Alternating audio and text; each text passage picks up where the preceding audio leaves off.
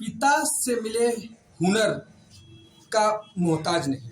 जी हाँ, मैं बात कर रहा हूँ हरचंदपुर रघुवीरगंज बाजार में मुन्ना स्थित जो मूर्तियाँ बनाते हैं और मूर्तियाँ कुछ इस कदर बनाते हैं कि बेजुबान भी बोल सके। मैं मौजूद हूँ आज उनके आवास पर और आया हूँ आपको मैं दिखाना चाहूँगा कि ये मूर्तियाँ हैं जो उनके कलाकारी के तरीके से हाथों से बनाई जाती हैं। ये माता जी की मूर्ति है, नवराज चल रहे हैं और दुर्गा जी की मूर्त, गणेश जी की मूर्त, लक्ष्मी जी की मूर्त बनाते हैं। लगभग कहा जाता है कि 3 दशक से ज़्यादा मूर्तियाँ का काम चलता है जो इनके पूर्वज भी करते आए हैं और इन्होंने अपने पिताजी से सीखा है। पिताजी का जो हुनर है वो कहीं ना कहीं आज ज़िले में काम आ रहा है और ज़िला ही नहीं अलग आसपास के ज़िले के लोग भी यहाँ से मूर्तियाँ ले जाते हैं। खैर आज हम उनके आवास में हैं, आप मूर्ति की खूबसूरती देख सकते हैं, किस तरीके से मूर्ति बनाई जाती है, कितनी मेहनत लगती है, पूरा परिवार मिलकर बनाता है। और खैर छोड़िए, आज हमारे साथ खुद वो शख्सियत मौजूद हैं जिसकी हाथों की कलाकारी से लोग मूर्तियाँ बेजुबान भी बोल जाते हैं। हम बात करेंगे उनसे और उनसे ही परिचय जानेंगे। और दादा, ये कलाकारी आपने कहाँ से सीखी और इतनी मेहनत करते हैं, है ना? और सबसे बड़ी चीज़ तो ये है कि मुस्लिम धर्म में होते हुए भी देवी देवताओं की मूर्ति बनाते हैं। कैसा लगता है, आप क्या प्रकाश डालेंगे इसके बारे में? हमको बहुत सुंदर लगता है। हमको बनाने में जब से हम पैदा हुए हैं और जब हम होश संभाले हैं तो पिताजी मेरे काम करते थे, मेरे 2 भाई काम करते थे, माता जी काम करती थी और उसके अलावा घर भर लगे थे। कुछ दिन के बाद हम कक्षा 1 में मेरा नाम लिखाया गया था। हमें पिताजी खत्म हो गए और मजबूरी जब थी तो पढ़ना तो हम छोड़ दिया, बाकी हम कला के पीछे पड़ गए और हमने कहीं सीखे नहीं गए। हमने अपने दिमाग से, हमें पिताजी काम करते रहे, 1 भाई काम करते रहे, अब कुछ अपने दिमाग से कलाकारी पैदा किया। दादा, कितनी मेहनत लगती है, कितने लोग मिलते हैं, क्या क्या सामान लगते हैं? हाँ बता रहे। तो ये जो है पूरे परिवार से कम 12 आदमी का मेरा परिवार है। सब मिला के 4 महीना पहले से काम चालू होता है मुराद वाला।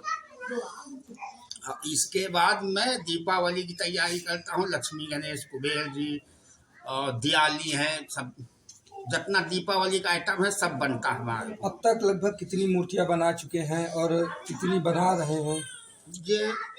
ये का तो हम ना बता पाएंगे। कम से कम हम जब से हो सवा से मूर्ति वाला काम किया है, ना लाख में बता पाएंगे ना करोड़ में बता पाएंगे, कतनी हम बना रहे हैं। सही ये कलाकारी है। क्या क्या सामान उपयोग होता है? हाँ। कौन सी मशीनें उपयोग होती है? हाँ। इसके दर्शकों को ये भी जरा थोड़ा सा प्रकाश डालिए। ठीक है।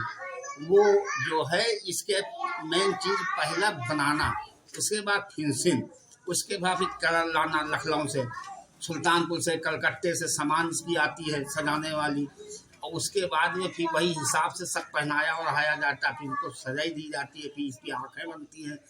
फिर आखिरी कट्टा इसमें जब तक जाती नहीं है, जब तक मैं ये सोचता देखता हूँ कि कोई कमी तो नहीं महसूस हो रही, वह कमी पूरी करता हूँ।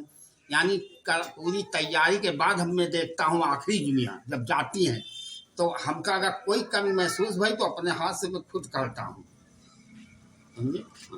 मेन बात ये रही कि आप मुस्लिम समुदाय से हैं, क्या आपके समुदाय के लोग रोक नहीं लगाते हैं कि ये मूर्तियाँ जो है देवी देवताओं की है, हिंदू धर्म की है? ऐसा कुछ लोग नहीं रहते हैं?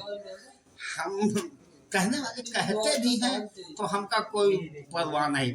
वो जमाना था कि मेरे पिताजी खत्म हुए हैं तो कक्षा 1 में मेरा नाम लिखा रहा, तो वो परेशानी हमें पड़ रही कि मेरी माँ रही, भाई रहे, जिस तरह से हम पले हैं वो हम जानते हैं। अब या तो वह कला के पीछे हम हुनर सीखे, भूखे प्यासे के पीछे या हुनर सीखे हैं, या तो शौक से सीखे हैं। अब 2 बातें इसमें हैं। अब गरीबी से आदमी जब उबरता है तो फिर वह कोई ना कोई अख्तियार करता है। हुनर हुए, जहाँ बिजनेस हुए, जहाँ कुछ हुए। भाई मूर्तियाँ बना के आपको कैसा लगता है और क्या बताना चाहेंगे कि लोग कलाकारी को अलग अलग ढंग से देखते हैं? क्या कहेंगे इस पर? इस पे ये कहेंगे कि तो कलाकारी है, कलाकारी तो हमेशा नहीं पूरी हो सकती है।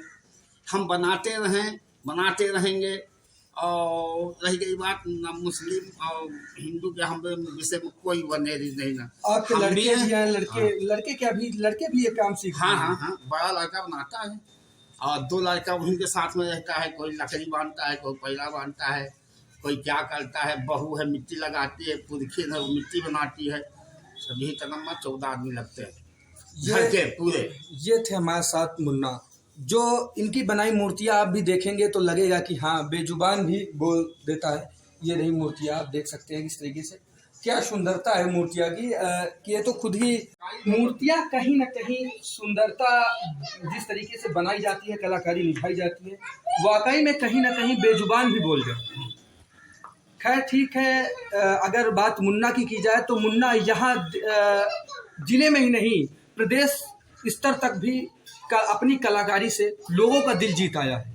मुन्ना ये भी बताना चाह रहे हैं कि हमने कहाँ कहाँ काम किया, आइए हम इन्हीं की जुबानी जानेंगे। हाँ, हमने पहली बार कम से कम 6 साल पहले हरिद्वार पहुंच गए। पहले नजीबाबाद में काम करते थे तो वहाँ से एक विद्वान जी आए, गुरु जी घूमने, तो उनकी नज़र हमारे काम पे पड़ गई तो उन्होंने हमको चंडी देवी पे बुलाया।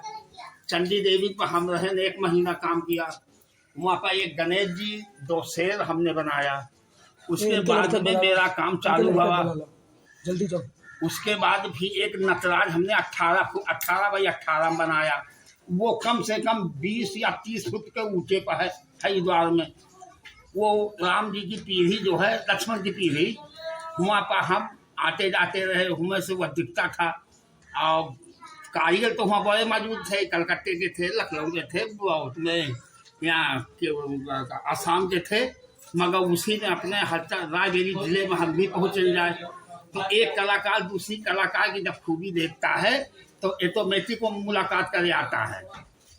और ये जो है हमने जो है लखनऊ में काम किया, बाराबंकी, सुल्तानपुर, और ये इधर खजूर गांव, और इधर तुमने रायबरेली तो वहाँ गए है। खैर बाकी जहाँ से काम मिलता है मुझे, मंदिर भी बनाता हूँ, तस्वीरें सीमेंटेड बनाता हूँ, बिल्ला वाइज सीमेंट सरिया वगैरह ढील के, यानी स्लेब की आवाज़ 100 साल की है। और हमारी मूर्ति बनाने की कोई आवाज़ नहीं का, 300 साल चले और 500 साल चले, खाली उनका छेड़ा ना जाए, यानी उनके ऊपर कोई वजन सामान फील ही ना जाए लोहे की पर, ये कहना है। कहीं ना कहीं मुन्ना का साफ तौर से कहना है कि जिले का नाम रोशन कर उन्होंने प्रदेश में भी लहराया है। प्रदेश में भी रायबरेली के कलाकार निकलते हैं तो लोग खूबियां देख के ये जरूर अंदाजा लगाते हैं कि ये कौन से जगह है। अब कहीं ना कहीं मेन बात तो ये रही कि पिता का हुनर कहीं ना कहीं परिवार चलाने के काम आता है।